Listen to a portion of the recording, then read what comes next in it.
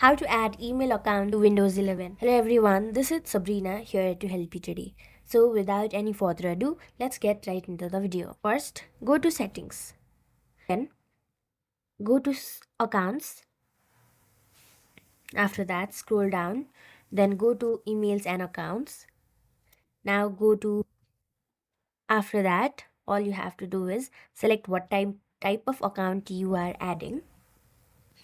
Now go to Google if you are using or adding a Google account or a Gmail account. Now all you have to do is enter your email or phone number, then go to next, and then you will get a verification code. After entering the verification code, your email account or any kind of account will be added. So that's it. Thank you for watching this video. Make sure to like, share and subscribe to our YouTube channel. If you got any questions, comment them down and I'll catch you in the next one.